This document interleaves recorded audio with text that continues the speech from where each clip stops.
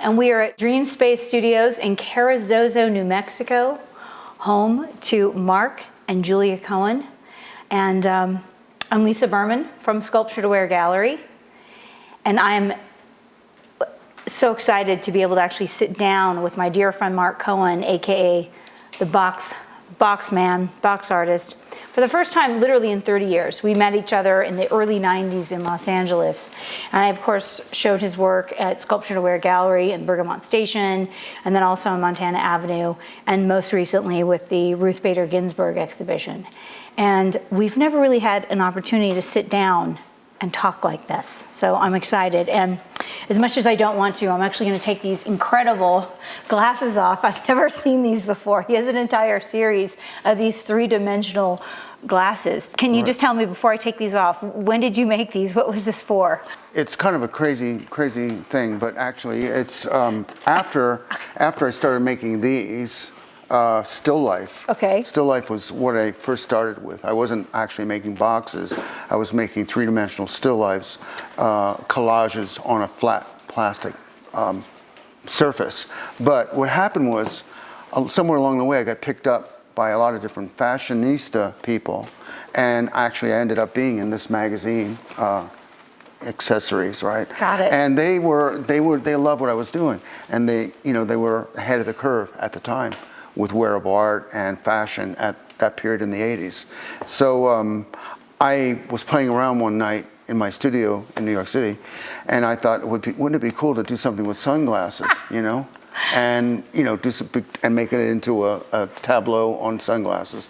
And I did a whole series of those, and then I showed it to the editor of Accessory magazine, and they actually featured it at another point. Got it.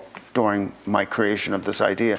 But these are very one of a kind. They're not very durable, unfortunately, but it's just an idea, like so many other things that I have done in my life. Mm-hmm. When I started this idea, how it really came to be was because my background is theater.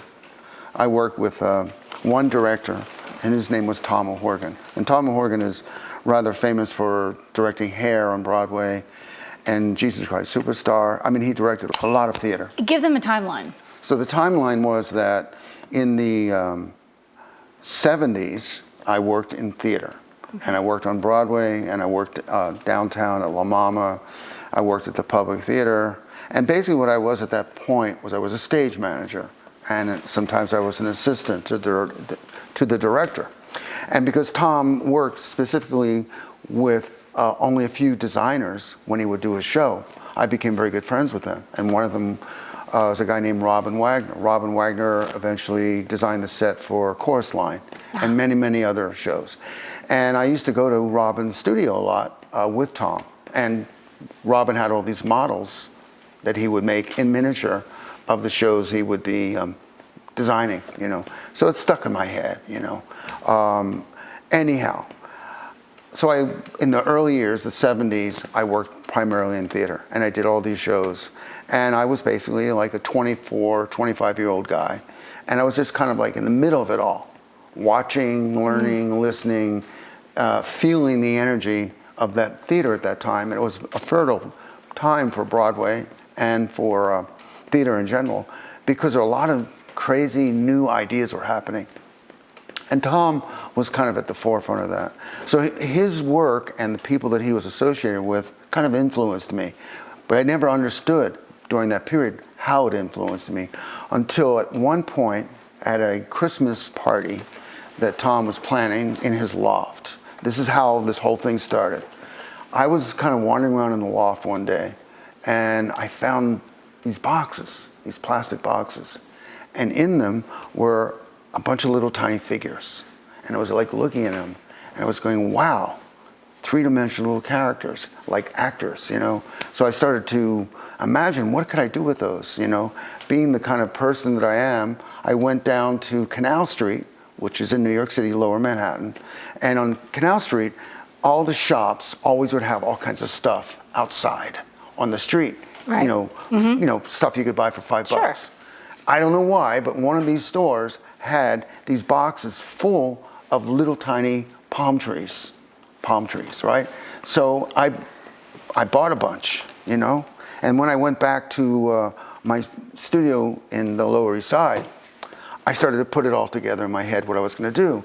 And the plan was to actually make them as a present for my theater friends. Wonderful. So I did that at the Christmas party. A bunch of my theater friends came, and I gave each one of them, before I had them, on a still life card. It was just a little thing I gave to everybody. Well, one of those people was a friend of mine who was a fashion designer, and he was making wearable art before it had a name. His name was Philip. And Philip, when he got his, he said, I'm doing this show at the not at the Javits Center, at the Coliseum. It's a fashion wholesale show. You should come and maybe put some of these in my booth. So I went. And I made a whole bunch of different things, crazy ideas, all the time using the little figures. And what happened was, when I was there, he got very jealous of me because people that were buyers, they're looking for the newest thing, right? That's what I found out by talking to them. They were looking for the newest thing. And when they saw my little briefcase with all these little badges, three-dimensional badges, they all flipped out. And they were going, well, how much are these? And I didn't know at the time, what? I wasn't prepared to start selling, I just was scratching the surface of the idea. So as it was, I had a friend that I had met at that show, and she knows how to do this. And she said, you know what?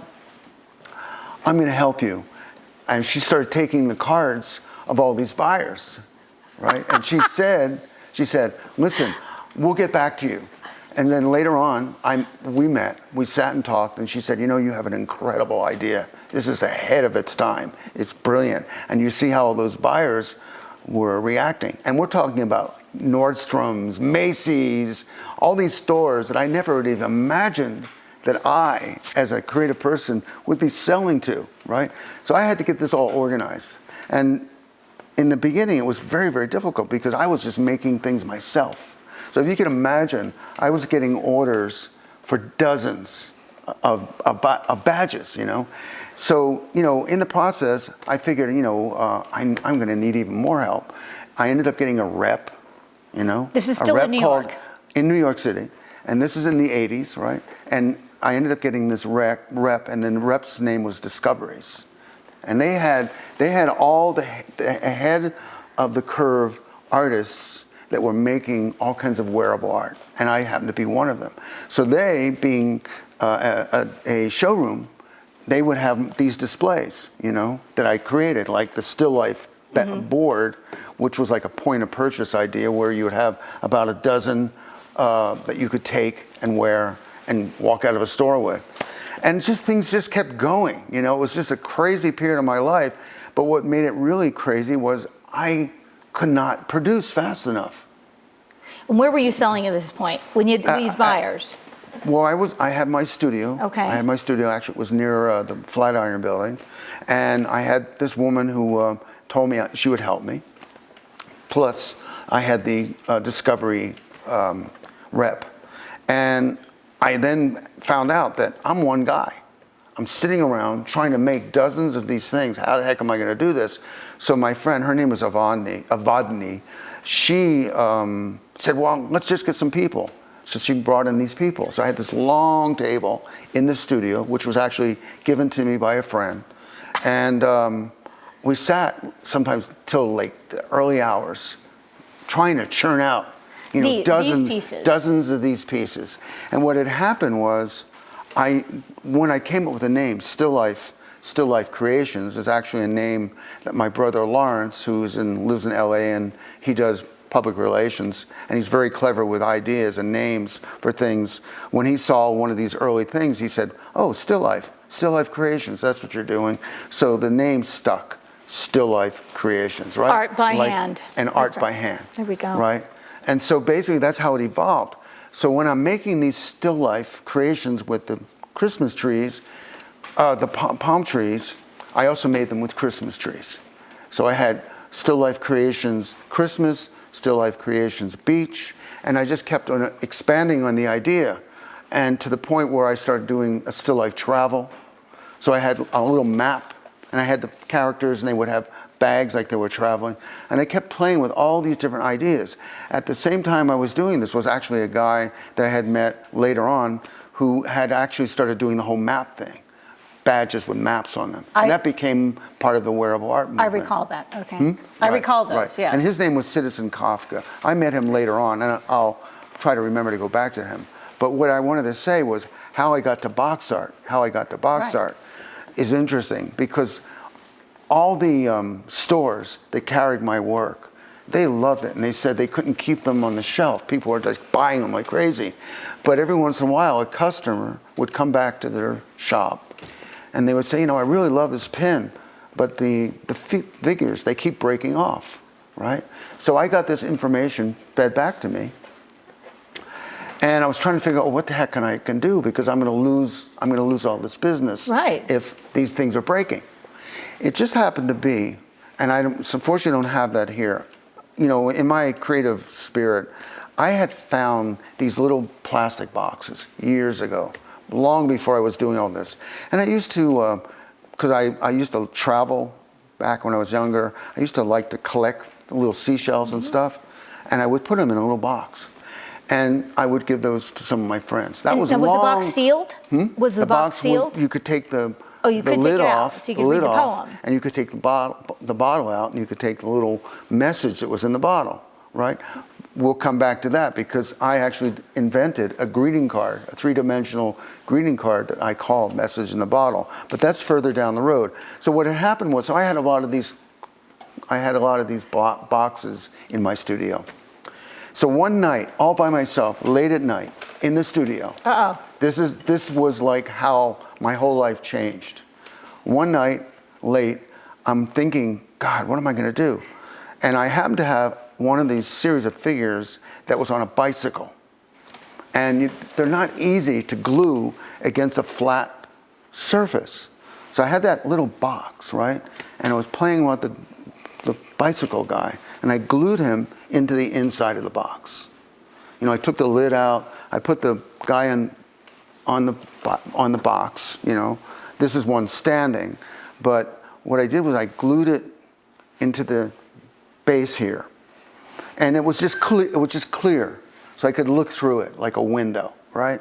And I was rummaging around, and it fell over, and it landed on top of a magazine that I had, and the magazine was a travel magazine. And it was like the cover was Paris. And I looked down, and the guy on the bicycle, and I picked up the magazine like this, and I picked up the clear box that I could see through like that, and all by myself, late at night, I screamed at the top of my lungs, oh my God, what have I created? You know, and I started flipping the pages of this travel magazine, and I was putting it in front of Rome, Paris, you know, all over the world, palm trees, you know, all different scenes. And I was going, oh my God, this is an idea that will be forever. Endless possibilities. And I got chills in my body, so I stayed up all night. And what I ended up doing was I made a window like this out of plastic. And the reason I made that was because I knew what the size was of the inside of the box. Right. And so I would put that over images. So in the early days, I would take magazines of any image that just spoke to me. I'd put it over it, and I'd go, wow, that'll look good in the box. That kind of a thing. Right, yeah, like how filmmakers do that. They frame the scene, right? So basically, so it was like that, and I would look through lots of different things. So this is how I ended up getting to the street. From being someone who sold to major stores all over New York and all over America, right, was that all those people that were ordering from me, I couldn't get the merchandise to them quick enough. So what did they do? They canceled the orders. And my friend Evadny said to me, wow, we don't have any more business. What are you going to do? And I said, I don't know what I'm going to do because this is the only way, this is how I've been making money. What am I going to do? And she said, you know what? There's this flea market. It's down near Tower Records. Why don't you go down there, take a table, and put your stuff on the table? Now this is when I still had a lot of this. Wasn't doing the box. Tower I was Records still, where? Where are you? Tower Records, 4th Street and Broadway. Okay. And it was a very popular flea market where there were other artists that were selling their wares, and people were selling tie-dye T-shirts and all kinds of stuff. A mixture of things. So I went down there. I got a table, black cloth over it, and in the beginning I just put this, because I had a lot of these things, and I would go there and I put it out, and people would walk through, and I'd have people that I never met, customers before, right? Suddenly I'm meeting eye to eye people, and they're looking at those and they're going, wow, how much are they? And these I used to sell them for $10 and $15 on the street. In the 80s? In the 80s, right? Handmade, and that was what I was selling. And what happened was I would go down there every weekend until I was sold out of this, because I didn't want to do this anymore. I wanted to start working on what I was calling box art. Mm-hmm. And as I started to develop box art, I would put some of those on the boards on the street as well. And when people saw the box art, all they could think about was, I want that. I want that. Right, this. Exactly that. Exactly that.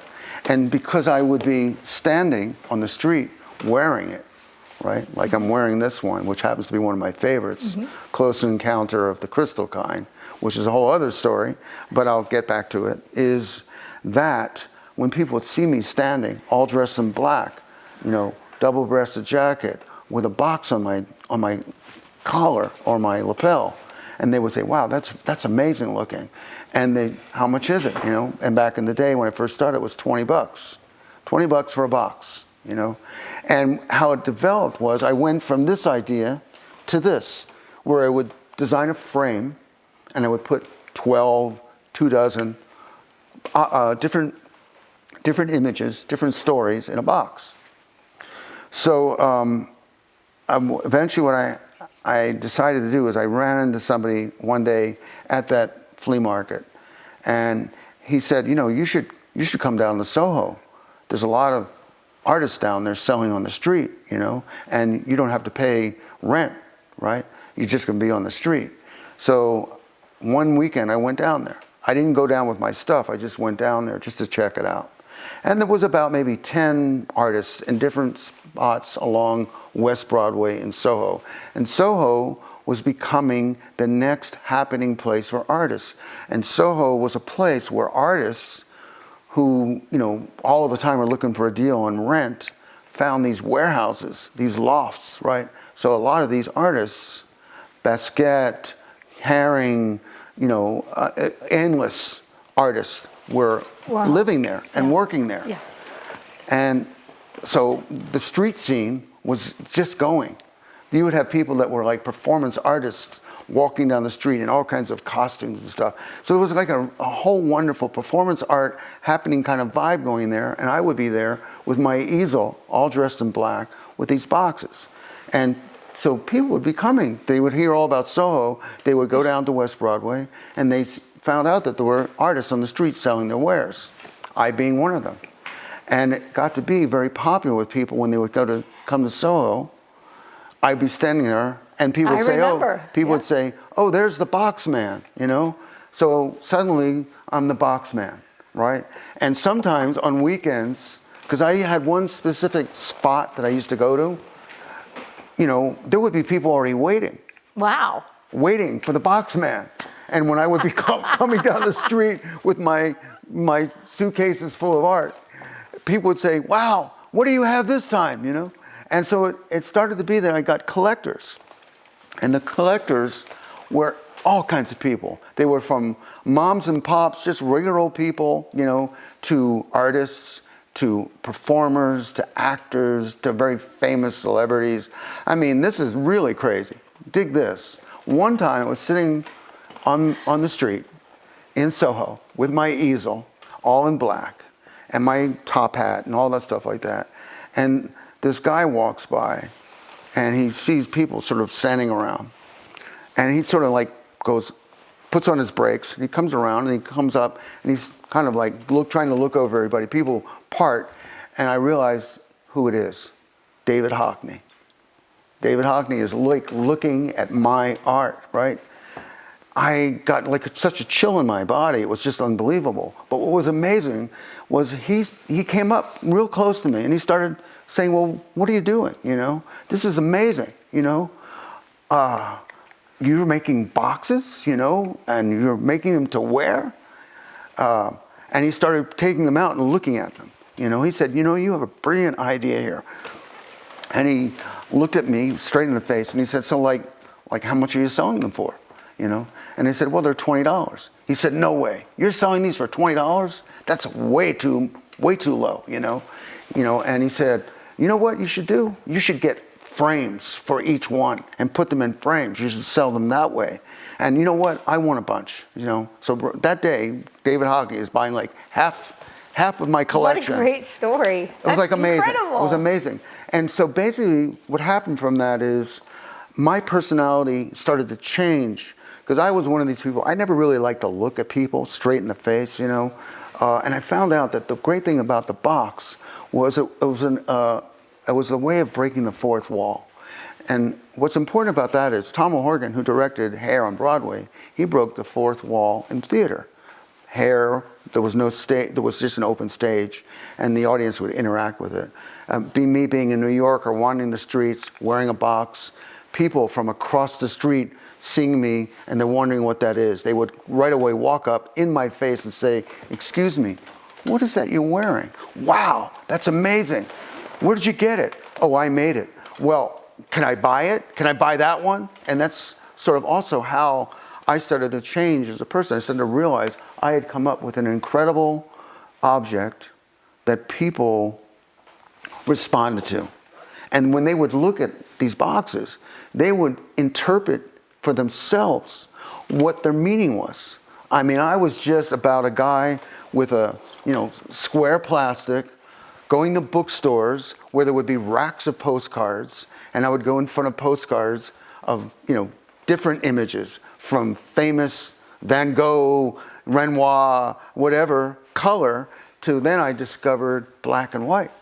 And I started going down that road. And then I started to do this thing where I went from color figures to white figures. The stark contrast between the white figure in front of a black image, right?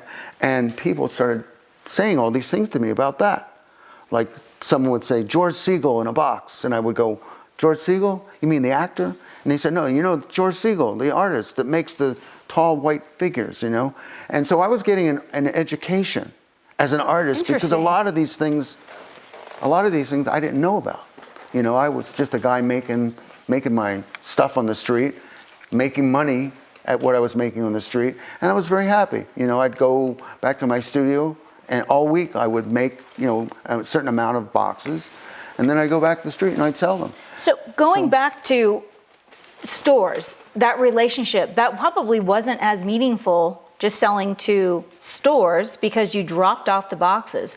Now you're downtown Soho and you're interacting with these collectors and you get to meet all these incredible artists, Hockney, Herring, etc., collecting your boxes. Right. And you're having conversations with your collector. Right. That was a completely different meaning for you, I'm assuming, as an artist. Well, it was, as a creator. And it was in so many different ways, because, you know, as I said, Soho had all these artists that were, you know, developing what they did creatively, right? And some of them were living down there, living and breathing down there.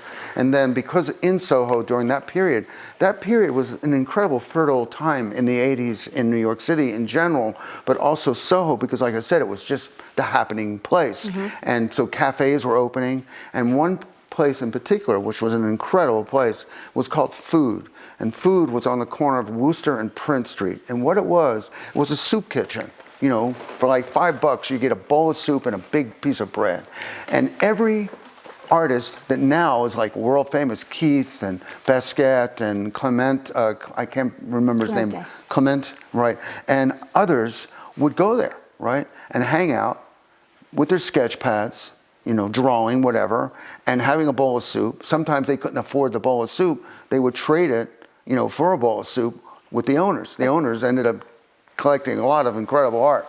And I used to go in there all the time. So I was sitting amongst all these other artists, and it was like a kind of a whole eclectic kind of energy, but it was totally cool. You could feel something was going on.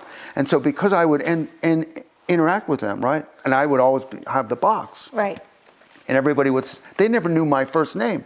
They only knew, oh, there's the box man. It was just incredible. So a whole aura or an idea of who I was back then was developed not by me, but by people. And like you said, because of the interaction. And so when I would be on the street selling my art, as I said, it just, most of the time, it wasn't really famous people. It was just people that were like tourists coming down to see what the scene was in Soho.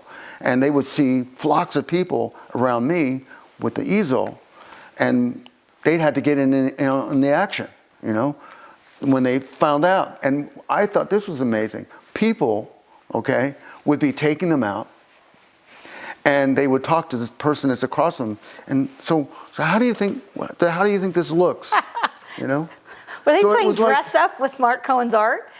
See, it's wearable art. There you go. It was incredible, right?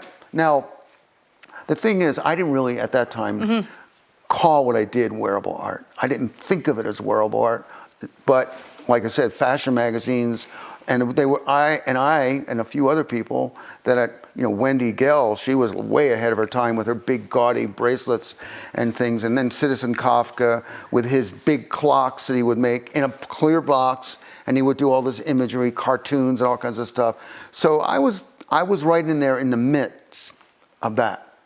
And, like I started to get picked up by a lot of different people, as I said. But the most interesting thing was my interaction with, as you said, people. Yes. As opposed to when I would sell to a shop, I didn't know that I would get trickle down information, as I said, oh, the figures are breaking off. But I never knew much about what people really thought. And as it is, as long as I stayed in Soho, and I was in Soho for about 10 years as a street artist. Really? Yeah. I didn't realize that was that long. And on top of it, sometimes what I would do, because Soho, when I first went down, there was only 12 artists selling on the street. At the point where I started to get this is too crazy, because I had a spot that I always used to go to. If I didn't get down there at 6 in the morning, there would already be somebody there, right? Then I'd have to wander around to find something else. And what was interesting to me about that was I thought, well, I can only be where the foot traffic is. How am I going to sell my stuff? It didn't matter where I went in Soho. Any street, even where there weren't hundreds of people would walk down, and I would be there by myself, and they would not walk away without buying a box. Fantastic. It was incredible. So I know that I had something. And then what I decided to do was I decided to experiment. I don't think I want to be in Soho anymore. I'm going to try someplace else. So I went up to Madison Avenue. I went and stood in front of Armani. This is when things really changed. Armani saw me out on the street, and he told somebody, first came up and said to me that I really can't stand here, because you're in front of our shop and stuff like that. But then he walked by one day, and he was looking at my stuff, And then the next minute I know, the manager comes out to me and he says, Giorgio loves what you're doing, you can stay here. Wow. So I was there every weekend, right? And they wouldn't let other people besides me stand there. So I was the only guy standing there with my art. And so I kept on playing with the idea to the point where it wasn't just an easel. I started making these big things, these big actually easels, right? And then it was really hard schlepping everything. But I would go up there, and so I would be making my own, what I used to call my small art gallery on the street. Like a world's smallest art gallery. Yeah. So I was the world's smallest art gallery in front of Armani. And so when you're on Madison Avenue, you're and where I was right near the Whitney and the Met, right? Fantastic. So then I'm having that whole crowd of people walking by. Is this 91, 90? Yeah, this is in now it's in the early 90s, right?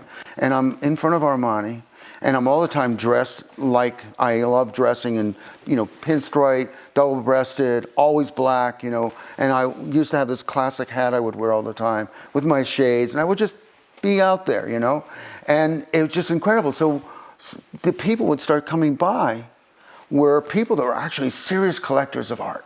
Not that the people in Soho weren't, You know, it was just a kind of a different kind of crowd because you're up there with all the shishi clothing stores and high-end this and high-end that, right? And so my prices changed radically, particularly after like when Hockney said, put it in a frame, right? That was towards the end when I was in Soho, you know, that I said, I want to change and move somewhere else. And that's when I started coming up with another way of displaying. So I knew I couldn't just put a frame box, you know, like that. I had to create a whole other display. Presentation. So I made a different presentation and with these gigantic easels that I had to wheel up there. And then I would put up only the boxes in frames.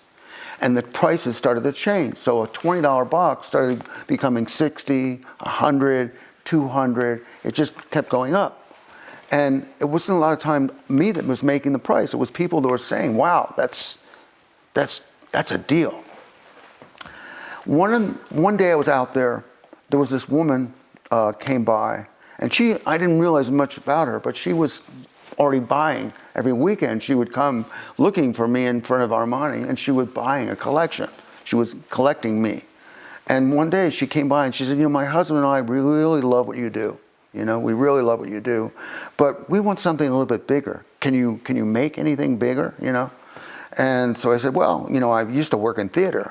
I designed, not the other thing I never spoke about in this conversation, but, you know, I actually designed sets for shows off Broadway at La Mama primarily. And so I had all that background. So I knew the sense of scale and depth and so on and so forth from working in theater. Anyhow, so they invited me to their apartment. And they had one of those apartments that's in a pre-war building, high-end, you know, with like 12 rooms, you know, or something. And they had this one room was a study. And I went in there. And they had all my frame boxes all lined up on one bookcase, you know. And she was very proud. And she would show me, you know, my work there, you know. And she said, well, so do you think you could come up with something else, right? And so what happened was I had, for a long time, because of my background in theater and because of my sense of depth perception, you know, and wanting to create layers in these boxes, within a 2-inch square box, it's very difficult to layer images, you know. I mean, I attempted it, but it was too small. So I came up with this idea, and I explored it through photo developing companies, that there was actually a way that you could actually print face mount. Okay, so what they did was they would actually heat seal an image to plastic, to wood, to aluminum, so on and so forth. But me, with the window, what I saw was if I had a face, for example, and I had it in 3/4, and I wanted to put it in a little box, if I had it printed on a clear acrylic sheet, and I left a lot of space, then I could create this thing that I started calling POV, point of view. What scale is that? Well, I went from the 2-inch boxes first to 6x6 to 12x12. I always went into a square. I never did rectangles. So the biggest one up to that point, well, the one I did for them was 2 feet square.